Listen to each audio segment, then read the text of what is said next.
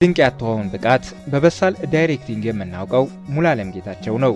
ሙሌ የተለያዩ ፊልሞች ላይ የተሳተፈ ሲሆን 3000፣ ሩጫዬን ጨርሻለሁ፣ አዲስ እንግዳ፣ ሚስቴን ቀሙኝ፣ ጥለፈኝ፣ ዓለም በቃኝ፣ አጼ ማንዴላ፣ የከበረ ድሃ፣ ወጣት በ97 እና ሌሎችንም በርካታ ፊልሞች ላይ በድርሰት በዳይሬክቲንግና በትወና ተሳትፎ ምርጥ ብቃቱን አሳይቷል። የዛሬ 4 ዓመት ወደ ትዳር ዓለም የተቀላቀለው ሙሉዓለም ከሰራቸው ፊልሞች ሁሉ ወጣት በ97 ብዙ ተመልካችንና ተወዳጅነትን እንዳገኘ ይናገራል።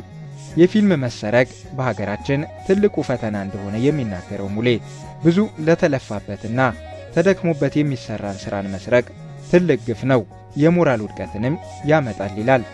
ለየት ያሉ ገጸ ባህሪያቶችን በመጫወት የሚታወቀው ሙሉዓለም መስሎ ሳይሆን ሆኖ መጫወትን የሚችልም ተዋናይ ነው።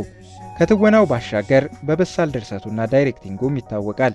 ሙሉዓለም ከመስኪ ጋር ሆኖ ከመጋረጃ በስተጀርባና የአና ማስታወሻ ቲያትሮችን አብረው የተጫወቱ ሲሆን እዛ ላይም ምርጥ ብቃቱን አሳይቷል።